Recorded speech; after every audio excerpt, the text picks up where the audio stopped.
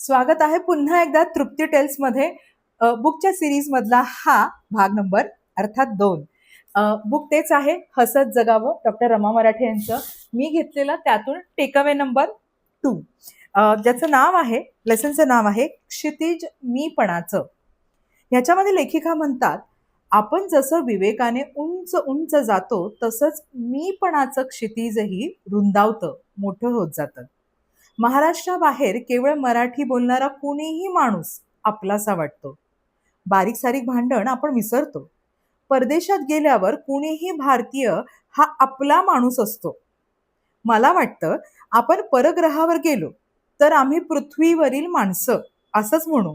कोण भारतीय आणि कोण अमेरिकन हा विचार सुद्धा मनात येणार नाही. आम्ही माणसं एवढं हे क्षितिज रुंदावेल. कल्पना करा, एखाद्या परग्रहावर एक माणूस आणि एक कुत्रा एवढेच चुकून राहिले तर?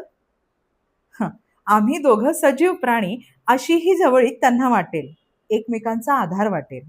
हे आपोआप घडतं. असा हा विवेक स्वयंभू असतो. म्हणूनच अशा तणावांशी आपण सामना करू शकतो. मग हाच आनंद मी विशाल आत्ताच का करून घेत नाही? का नाही मिळवायचा? स्वयंभू असला तरी विवेकाची सुद्धा आराधना करावीच लागते बरं का. तो जागृत करावा लागतो. म्हणजे मग आपल्या मीपणाच्या कक्षा आपल्याला रुंदावता येतात. मी जर वैभवी असेल तर त्या प्रकाशात मनावरील ताण आपोआप दूर होतात. समस्यांची उत्तरं सापडतात. मानसिक ताणतणावाचा अंधार दूर करण्यासाठी वेगळं काही करावं लागत नाही. कारण सूर्याला कुठे अंधाराचा सामना करावा लागतो?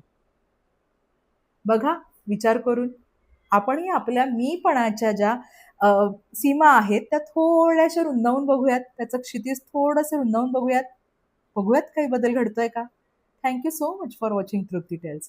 हसत राहा, मजेत राहा.